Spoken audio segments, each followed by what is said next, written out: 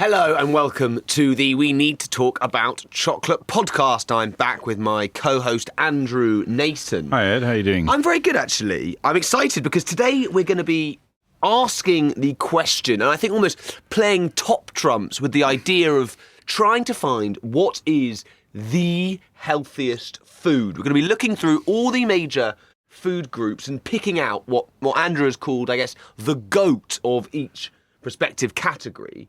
And in doing so, we're going to try and see if you can really have something crowned the most healthy food. And as a chocolate podcast, we're going to see where your friend of mine, cacao, stacks up to these sort of super foods, I guess. Ed, that's absolutely right. We're going to answer the question, is chocolate healthy?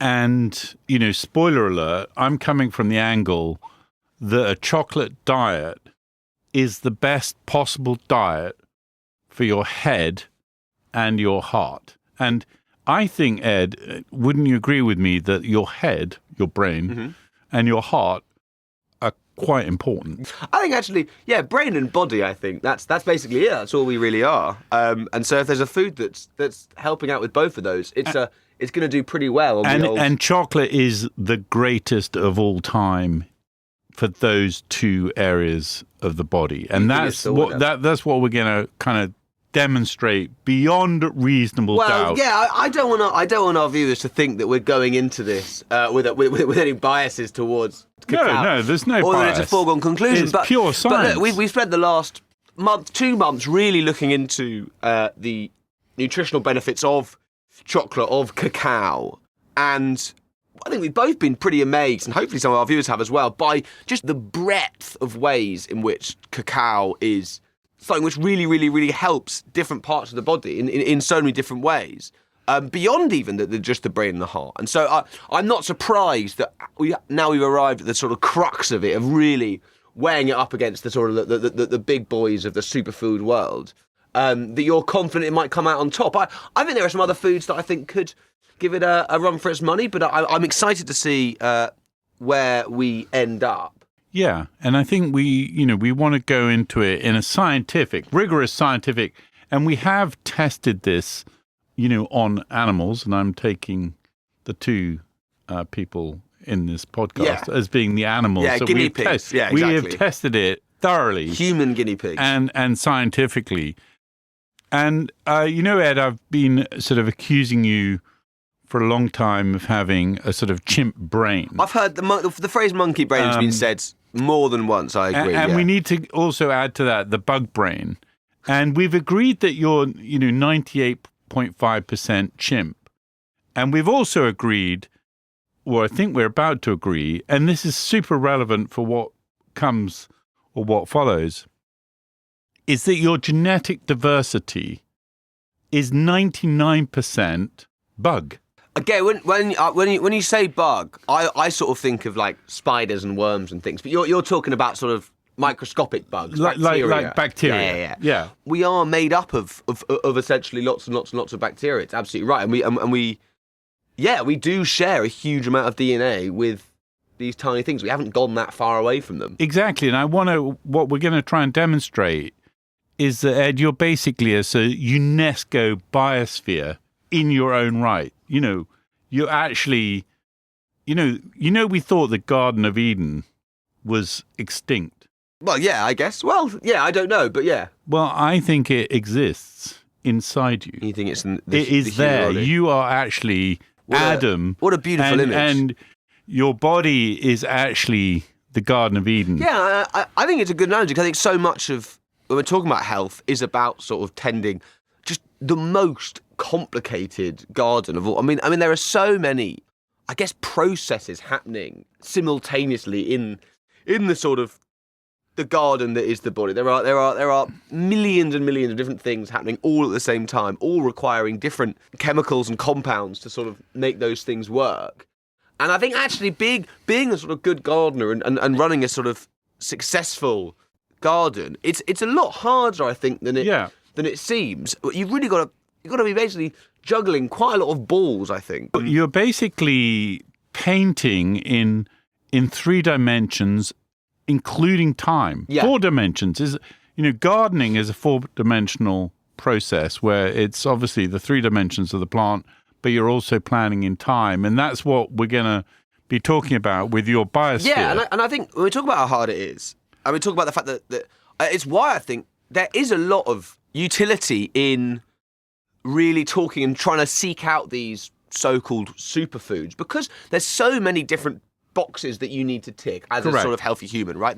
There's your digestion system, there's your brain, there's your heart, there's your hormones, and that is a fraction of the processes that are going on in the human body at one time. But I don't want to overcomplicate it, because there are blue zones, and there are 5 of these blue zones that are figured out. And we're going to start... Blue zones, for those that don't know, that we're talking places where the average life expectancy is much higher than elsewhere in the sort of, even in that region, but also not just life expectancy, but also life fulfillment. So people who are fitter and healthier and happier at later ages, not just necessarily living longer. Yeah. It's the whole enchilada. And let's just kind of, we're going to Is that one of the superfoods? That is one of them. I missed that one. Let's start with the sort of basic, chimp, and we're going to explain that. So the chimp's on a stool or on a branch, and he's got 4 basic legs. So I don't want to make this complicated. That is complicated. Okay, a so chimp you've got with a chimp. 4 legs? No, you've got a chimp sitting on a stool,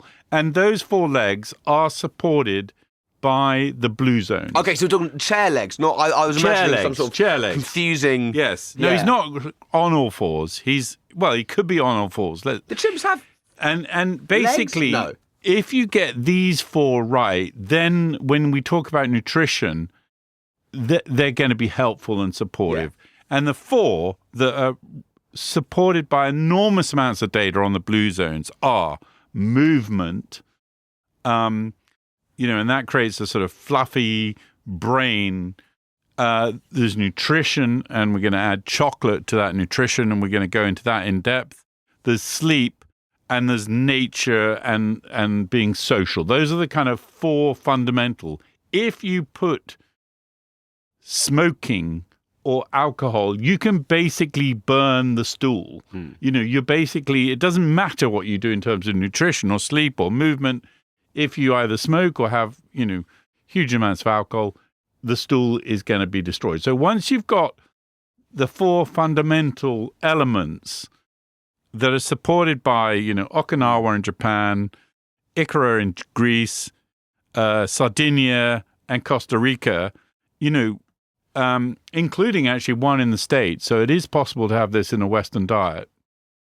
Once you've got those 4 fundamental principles down, then we can concentrate on nutrition. Yeah, there is a sort of fifth stool, which is important. We're talking about blue zone. There is obviously also genetics as well, and that's something that you can't really do a lot about. But that is obviously a factor when you're looking at sort of life expectancy of places. But it's absolutely right that while your genetics you can't yet control, the other stuff you really can. And I'd say of those, I think you mentioned movement and keeping fit and healthy. I'd say that and nutrition, I think, are the 2 that I think are maybe the easiest to really hack, if you will. I think sleep is a very difficult and complicated thing, and it's obviously super important. But I think food and keeping fit are actually super important and are something which you can just actively get better at. And I think that's why, particularly nutrition, we're going to really focus on today.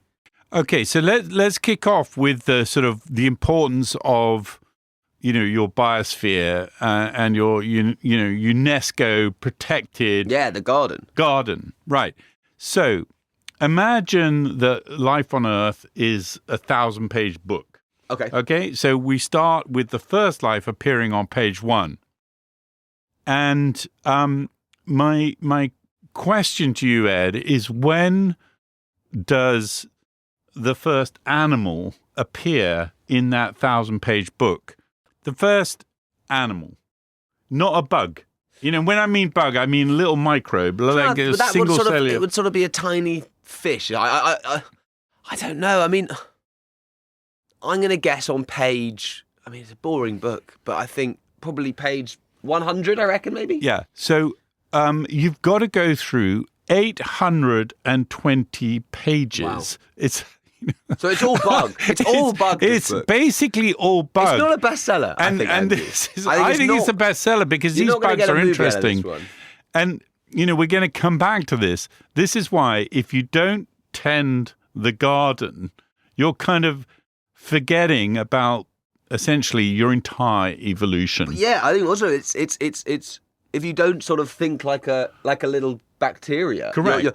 I also think when we talk about how complicated human bodies are, how complicated human gardens are, I don't think it's a bad idea to sort of think like a bug, think like a bacteria anyway, because it slightly breaks it down into. I mean, bacteria have the same as do plants. They've got the same primary needs as humans do, essentially survive in order that you can sort of procreate, right? That's correct. And actually, if you sort of think of it as sort of just you're a little bacteria and you need to sort of, I don't know, keep going long enough that you can sort of make some more bacteria, it does make a lot of this stuff quite simple. Well, yeah, and we've talked about in your beautiful garden, which you're going to tend, and we're going to go into that in a lot of detail, but there's one essential thing that is really important, which we've talked a lot about, which is your glowworms, which are effectively the mitochondria. And we've said, cyanide will kill your mitochondria in about 3 minutes and therefore you die. So, this garden is not just some random thing. You don't look after the glowworms in your garden. Yeah, I mean, you are going to be dead within 3 minutes. It's true. Like the mitochondria, essentially, they charge your various cells. So every pretty much process of the body is essentially quarterbacked by the mitochondria. If you do damage those, and we talk a lot about cell damage and a lot of the stuff you mentioned there earlier, things like smoking and alcohol that we know are harmful to humans. What the big reason those things are harmful is because they damage and deteriorate cells, and also and stop cell repair and stop cell growth as well. Absolutely. Okay, so Ed, you're really bored. You've listened to 850 pages about bugs that you can't even see. When's the first dinosaur showing up? I mean, there must be animal. It must have taken a very long time to go from a tiny fish to a T-Rex. It's only 1,000 pages, this book. Yeah, it's 1,000 pages. I haven't got that long left. I can sort of imagine a bacteria turning into, I don't know, a tiny fish, much more like a tiny fish turning into, I don't know, Jurassic Park. I'm going to say probably there's not long left. I'm going to say page 900, I'm going to say. 950. Yeah, so you're not far off. Later, you're not far off. Okay, so, I mean, I've spent a lot of time calling you a chimp brain. When do chimps and humans split? On what page is that split going to happen? So dinosaurs is 950. I only got 990. I think that's 998.3 human split from chimps. Sure So basically, I don't think that's how books work. The whole book is, the tiny little bit at the end is when you actually, move away from your evolutionary diet, which is why we're going to explain this as being so important. Now, at what point does Netflix, your iPhone, your pizza, and your kind of, nachos, and Monster, what page? When does that arrive? I feel like when does civilization? Nachos. When does nachos arrive? Your hatred of pizza, I really do think is unfounded. Pizza is not an unhealthy food. I mean, it can be, obviously, if it's sort of deep fat Ed, fried answer the question. When does civilization appear in the 1,000 pages? That's sort of the last couple of words on the last page. That's the last couple of words. And your entire lifetime is a little dust on that final page. So basically, the importance of the bug in your microbe is, and we haven't adjusted to our diet because, it's on the very, very last few lines of the last page in the book. So what we're trying to do is set in context nutritional values, which is basically looking after the bugs which basically dominate your evolution. I think it's really useful to think like that because where I disagree with Andrew a lot is that doesn't mean that things like pizza and unknown food is bad because it's new and you couldn't just eat like a bacteria. We do need human food, obviously, but I do think it does show that nutrition and the effects it has on our bodies, we're quite new to this. Even though we feel like, okay, there are thousands of years. Even sort of the cavemen are sort of stumbling around trying to work out. So I think it's important to sort of remember that this is not something that humans have mastered by any means. We're dealing with, even on a sort of species scale, quite new information. And you're absolutely right. When we bring in stuff like, I don't know, ultra-processed foods and even just processed foods, stuff like that, foods that we've only been eating for thousands of years or even hundreds of years or even tens of years in some cases, we are going to be, our bodies are not going to be ready to process those in the same way they are foods that are sort of natural and have been sort of consumed by us and our ancestors for tens of thousands of years. So let's run that analogy again, but with your ultramarathon, which is 100 miles. So we're going to do the same kind of concept. We've already discovered that, dinosaurs appear, it's basically your entire run, your ultramarathon is bugs. And then dinosaurs appear at mile 95. We've established that from it's the same process. So just 0.2 miles from the finish line, we've said that you split from a chimp, right? Sure. So you run 100 miles, you basically got 200 meters or 300. You can see the finish line, and this is when you split from your evolutionary diet of a chimp. In the last 100 meters, you can see it. All the crowds are there. The finish line, the reward. Is where you get tools, fire, language, you basically get sort of modern man. And in the final 5 meters, you can basically stretch out your hand and touch the finish line is where your pizza arrives and civilization. Okay? Yeah. So it is literally, after 100-mile sprint or run, it's within, a handful. Yeah, but yeah, I mean, it's true. It doesn't mean that these things are, just because something's new doesn't mean it's bad necessarily. But it is true that these are things that haven't sort of existed or compared to, I don't know, processes like breathing, for example. Like the idea of like eating carbohydrates and stuff is a relatively new thing when we're looking at sort of evolution. So let's go and reveal our greatest of all time. And to make this simple, we've come up with a concept of you with a flag, a rainbow-colored flag. Yeah. Okay? And the flag, you're going to do battle against the giant food companies. And your flag represents fruits, legumes, alliums, greens, and seeds. These are, I'd say, those 5 groups are, if you are someone and you want to be healthier, I'd say those, if you sort of focus on those 5, you'll go about 99% of the way there. Exactly right. It's kind of simple when you've got it in context.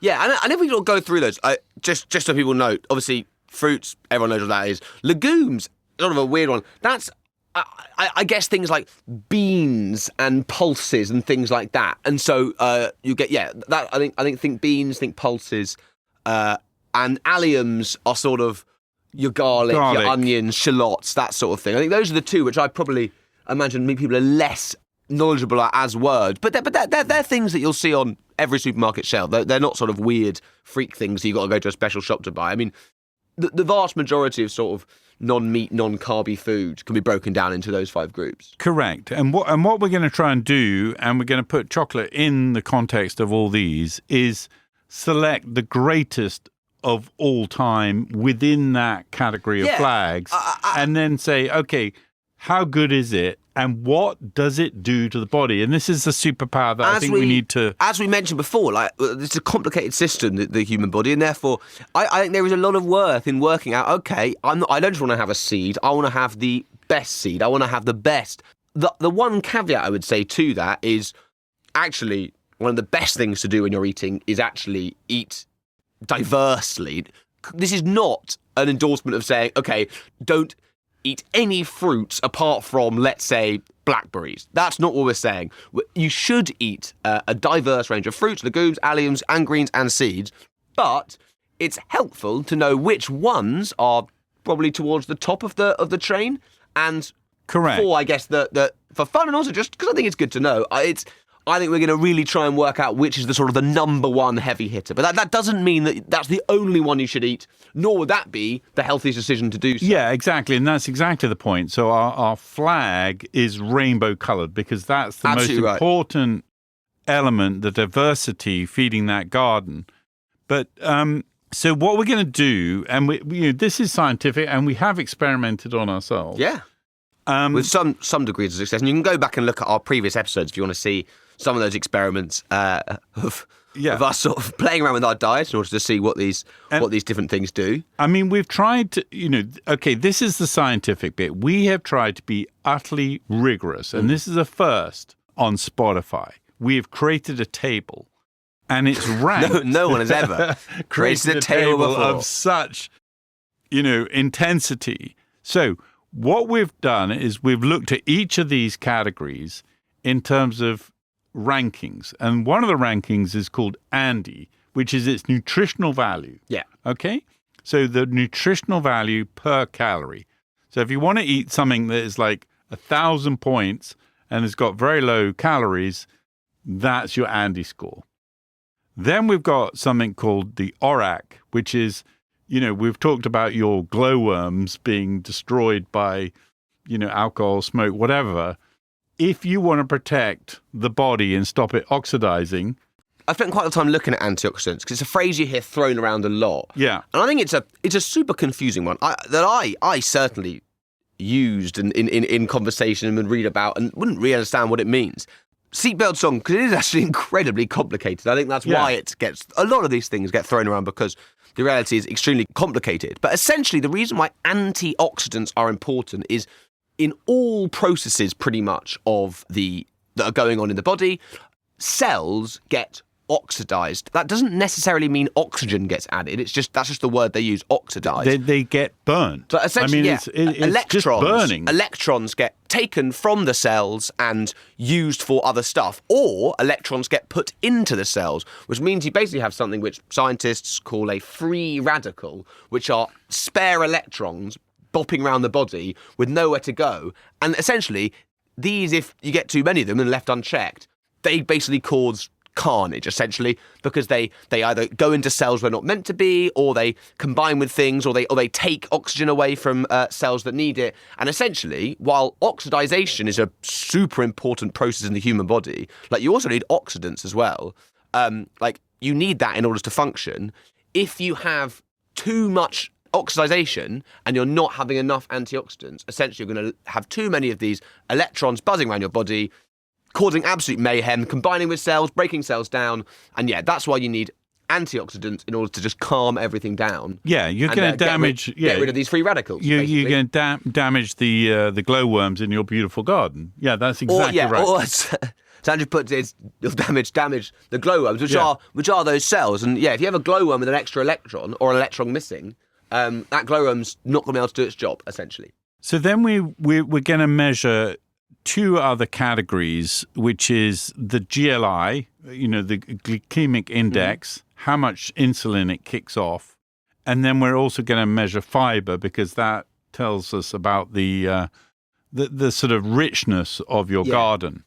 So that's the mechanism we've created. We've created this chart to help everybody. And what I'm going to do is ask Ed what he thinks the greatest of all time is in each of those categories. And I think it's not just important to understand what is the greatest of all time, but also what actually the difference between, a sweet and a kale. Is it like 1 times better, or 2 times better, or 20,000 times better? Yeah, I mean... This is relevant. The scale is relevant. Scale is, and it is really, really helpful to think of, I think, nutrition in those ways. It obviously is it's complicated when you're talking about... It's easy, I think, with sweets, because obviously sweets have almost no nutritional benefit. They're nice. I'm not saying don't ever have sweets, but so those you can really, really work out. Sweets basically are 0 or 1, and then amazing foods are sort of in the thousands then if a sweet is one. So let's go. Right. So we're decking you out in armour. Yeah, You've got your flag. I've got my flag. Your multicoloured flag. We're going to give you some weapons now to fight the 4 horses of the apocalypse. And we know what they are. They're obesity, they're cancer, they're heart disease. We know what they are. So let's go with the F in our flag, the fruit. Yep. What is the weapon you want as this knight in shining armour? If I had to choose one fruit from a nutritional standpoint, it would have to be the blueberry. I think blueberries are... Blueberry is absolutely right. They're the original superfood. I remember being a kid and hearing about how blueberries are just absolute top of the class. So the blueberry is absolutely right. It's the goat of the fruits. And it's like these cannonballs that you're going to be firing at, the big food manufacturers. Yeah. Each little blueberry is packed with 5,000 on our ORAC scale. Yeah. 5,000. Now, what is, Ed, white sugar and soda or energy drinks on our ORAC scale? Well, ORAC is a scale that measures sort of antioxidants. So, I mean, blueberries, it contains something called anthocyanin, which is like the GOAT antioxidant. It's incredibly brilliant antioxidant that does great processing in the body and particularly the brain. Sugar doesn't have any antioxidants in it at all. Yeah, so antioxidants it'll be zero. Exactly. We're talking a lot of your food, I've got to say, jelly beans, white bread, white sugar, and soda. I don't eat those things. Zero. It's literally zero. Of course they are. Of course. But I think that's not that shouldn't come as a surprise. I don't think people. Okay, what is blueberries? The only one I think out of those that I think might come as a surprise to some people is white bread. People know when they have sugar, or people know when they have jelly beans. They're not thinking, oh, well, look, I'm getting my legumes. They're not. Well, what about white rice? But I think white bread and white... It's zero. Yeah, but lots of things don't have any antioxidants in. That doesn't mean that they're like... A, it doesn't necessarily mean they're bad. It just means they're not doing that process. Okay, Ed, but look, B, I'll let you off. I'll give you a Pringle. Okay, what is the ORAC ranking of a Pringle versus a blueberry? Again, it's going to be probably zero or it'll be zero. I can't imagine it's got any... It's got about 400 in ORACs, but a blueberry is 5,000. So those cannonballs are going to do great damage. I don't know why Pringles got 400. I don't know what on earth that's got in. I mean, maybe. Okay, I've got you on Pringles and cornflakes and white rice. What is the GLI index of these? What is the glycemic index of white rice, white bread? It's good I think it's a good... Glycemic index is a really interesting one to talk about. Essentially, for those that don't know, that's how the rate at which a food will spike your glucose level. Obviously, glucose is a source of energy, right? That's how we sort of get ATP. We talked about it before. That sort of allows the body to function. So we need glucose. You need a glycemic index to be higher than something. But obviously, what you don't want is that spike to be absolutely huge, because that will also damage cells. Okay.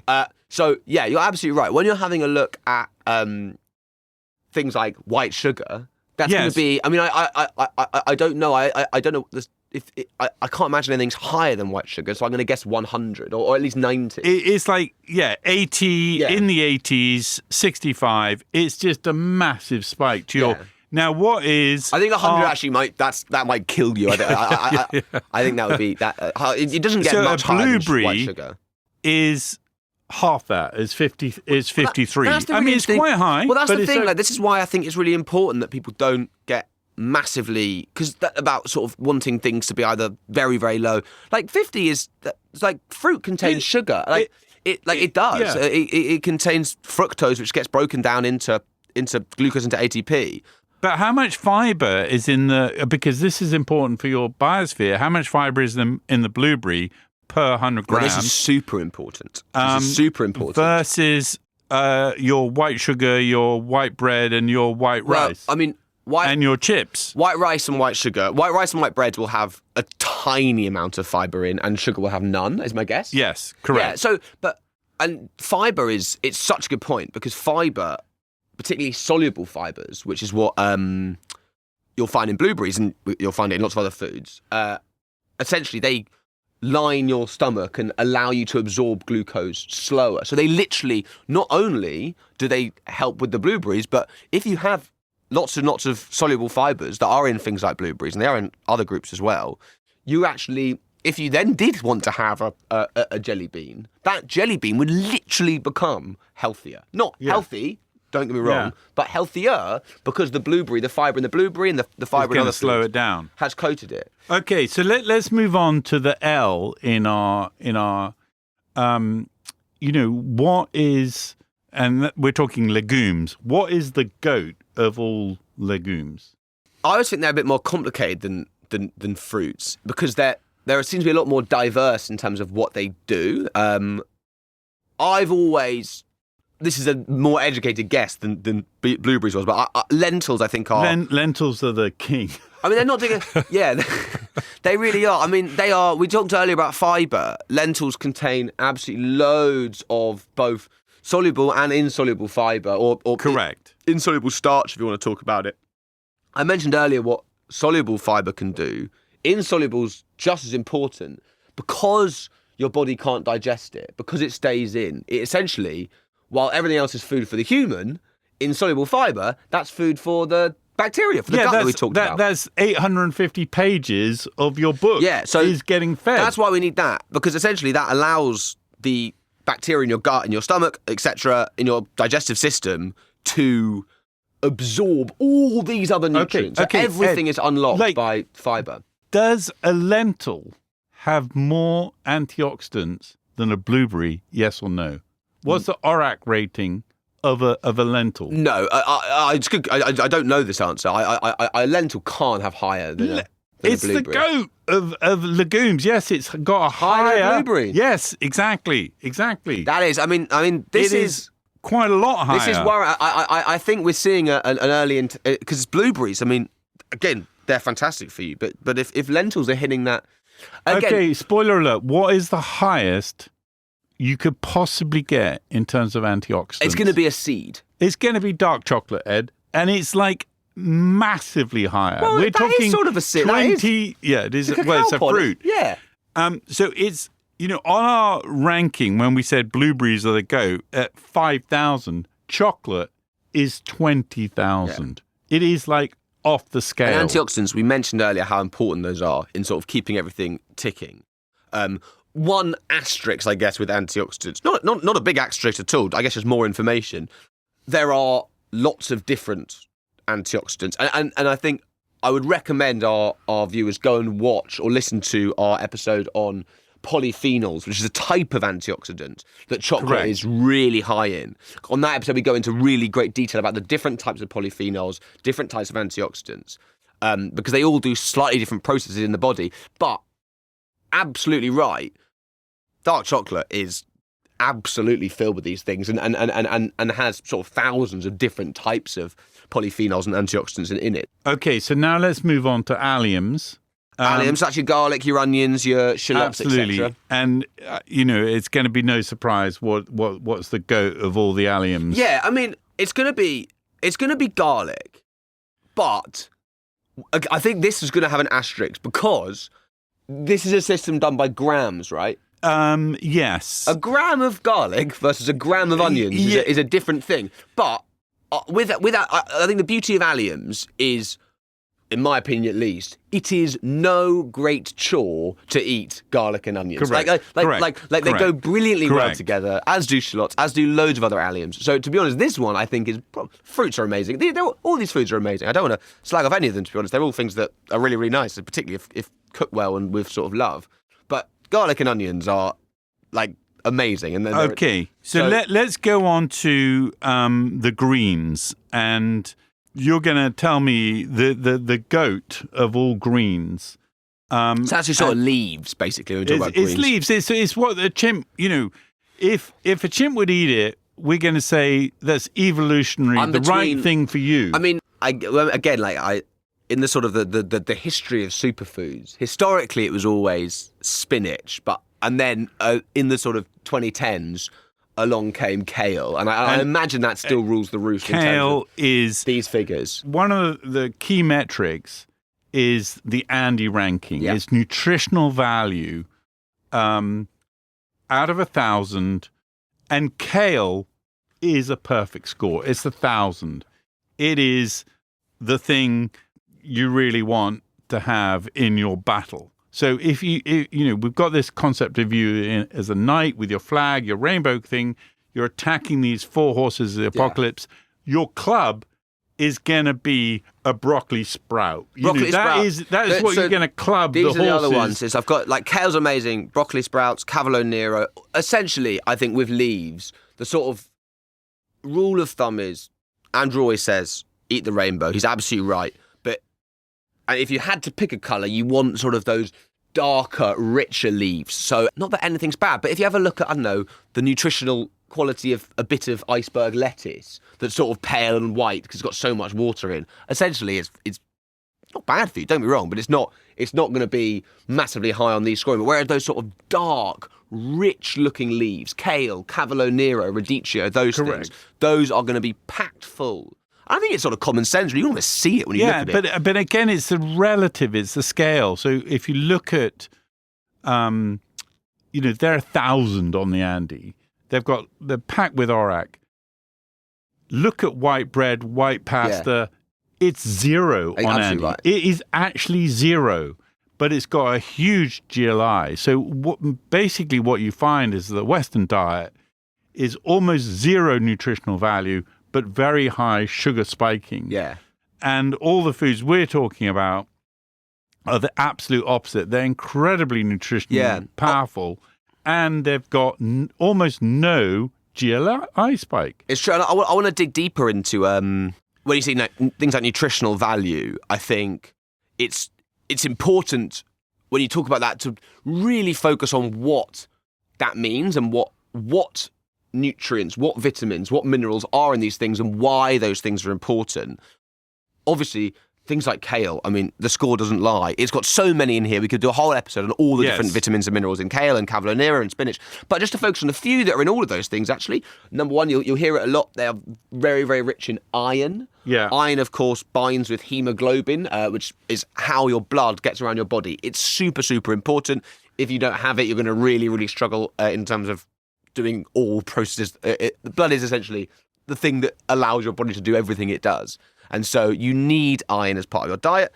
Apart from blood, what's another part of your body that's super important?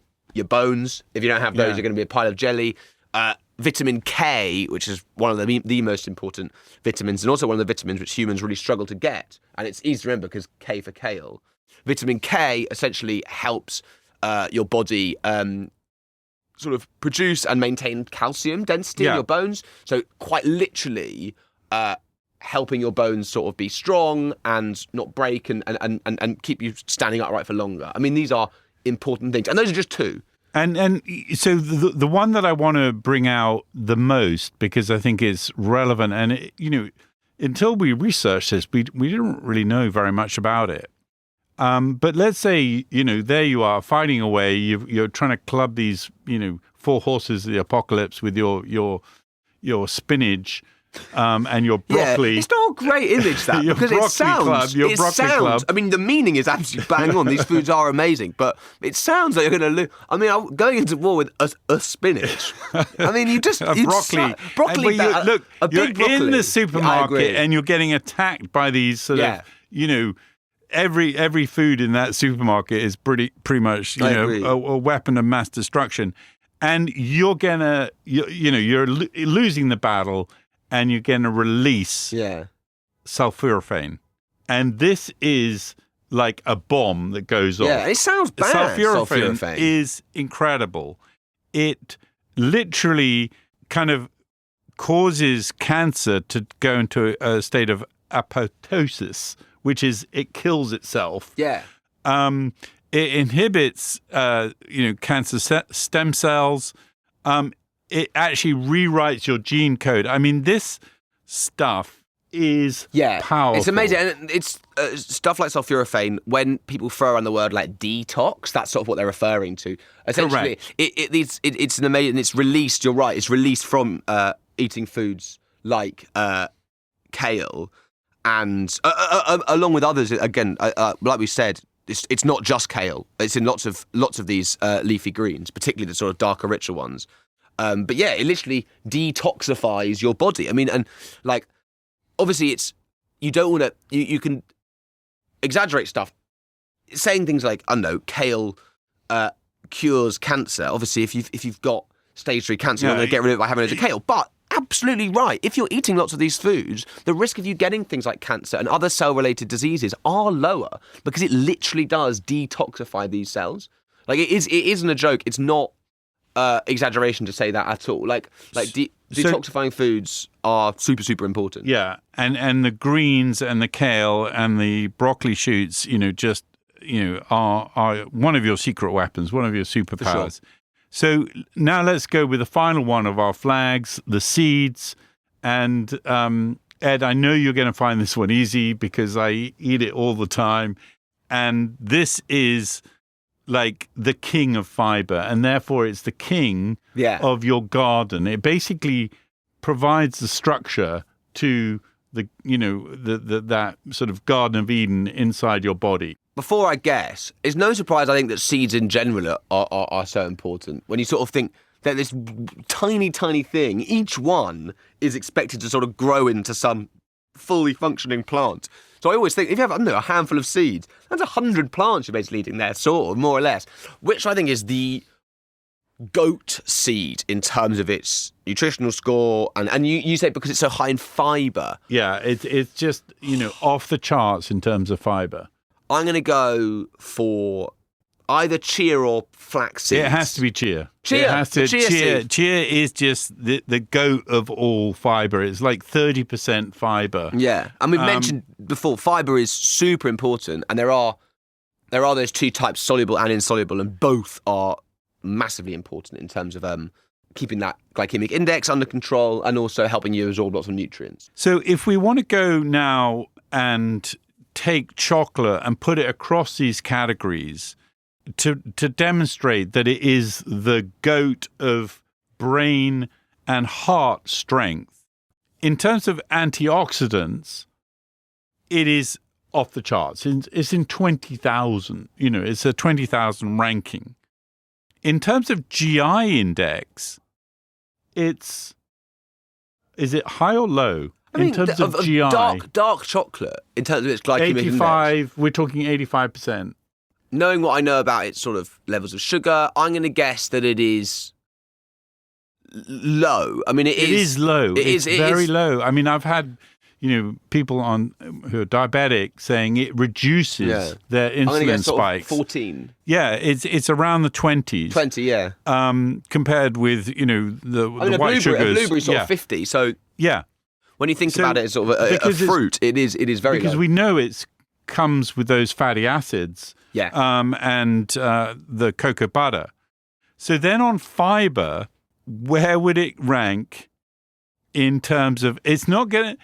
Per 100 grams, I think. Well, and also compared, I want you to compare the dark chocolate against the kale, the lentils, and all the other goats. Where does it rank in terms of fibre? I'm going to say it's got slightly less fibre. I think it's got less fibre than the sort of the absolute best seeds, I think. And I'm going to say I would have thought it had less than. It's hard to imagine though, because again, when you think about per grams, dark chocolate is such a rich food that you can't really have it in massive, massive quantities. Well, you can, but like it's you don't often. It's more like you have a small amount of. But I'm going to guess it is above the blueberry in terms of fibre, and it's above. Way above. Yeah, it's 5 times above a blueberry. Above the allium, above garlic. Yeah, above onions. Absolutely. The only thing that tops it is chia seeds. Is it higher than lentils? Yeah. Okay, that is amazing. Because lentils are super fibrous as well. So here we've got a.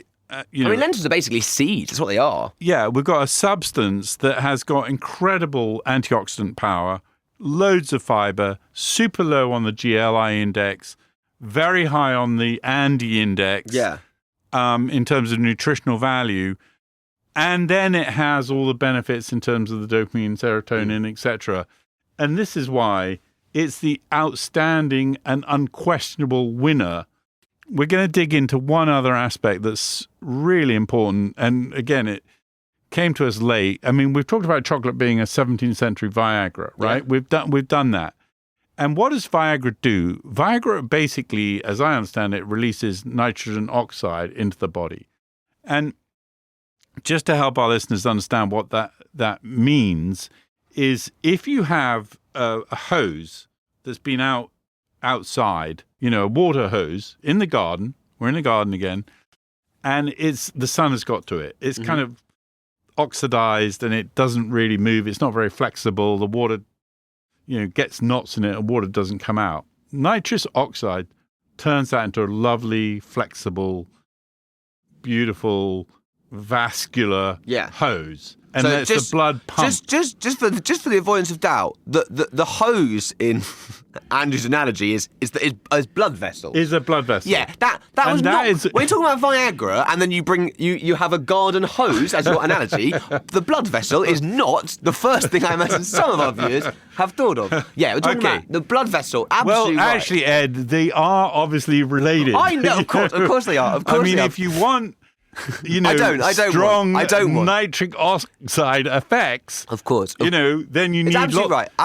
In all processes of the body, I mentioned it before when I was talking about iron, in all processes of the body, blood getting around your body quickly and regularly is super, super, super important. You want a sort of safe blood pressure and actually nitric oxide, which is it's in actually a number of those foods we spoke about before as well.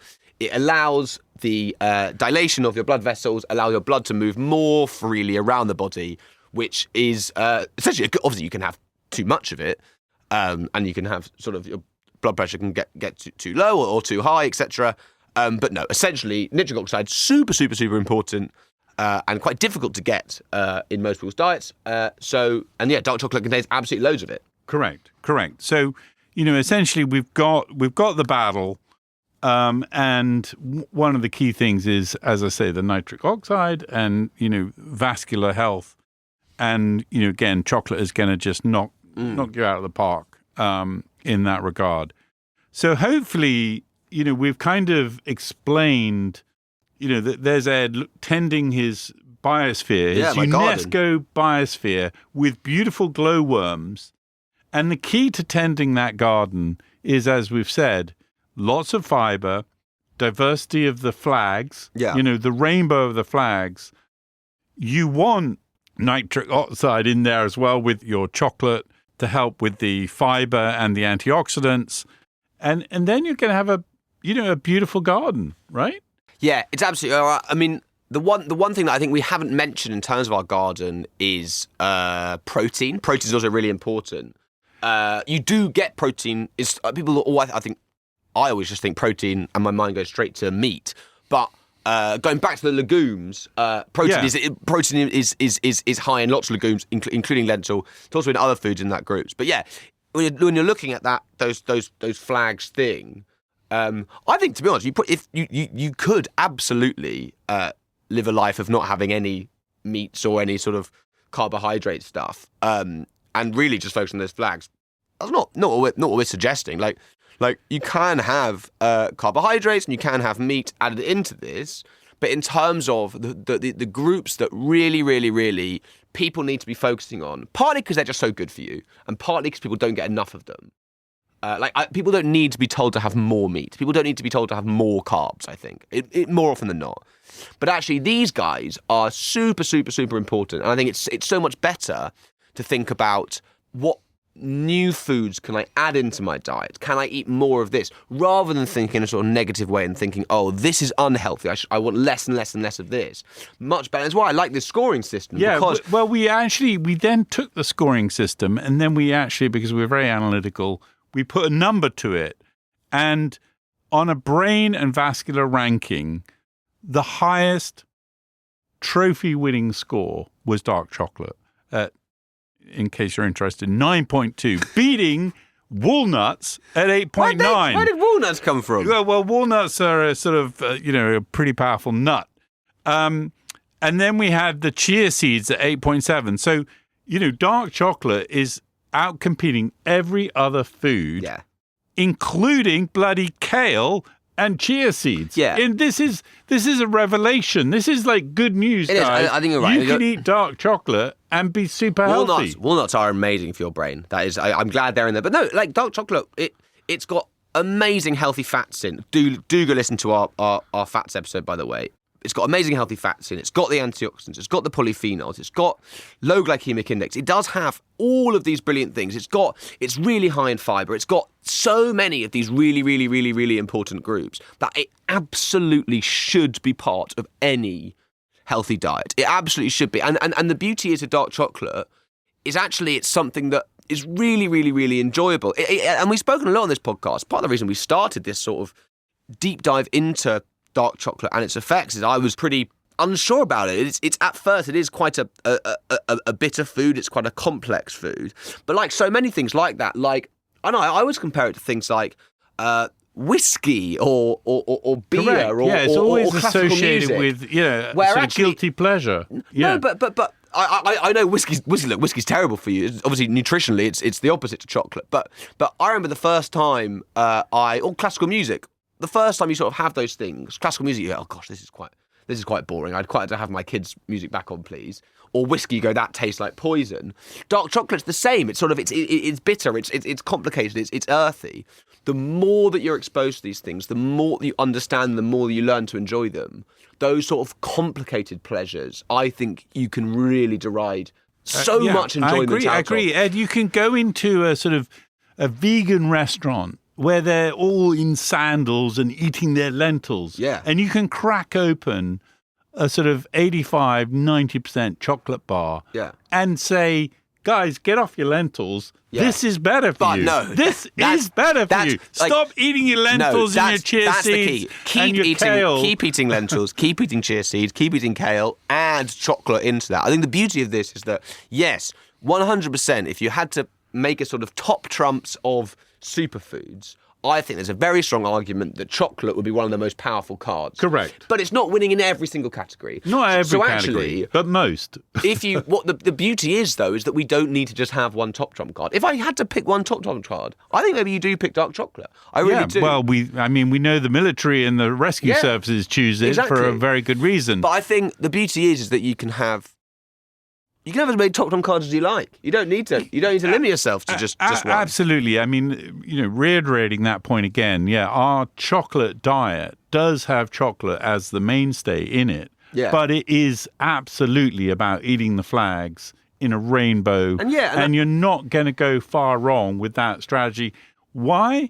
Because we've done the analysis. We know that we're predominantly bug brain and chimp brain, so we're sticking with our evolution as the core insight. This isn't to say that you can't have things that aren't massively high scoring on this scale. It's not to say that you should never have sugar or you should never have a beer, but actually, if you're just having those things, you're not going to hit the sort of the scores you need to on these scales.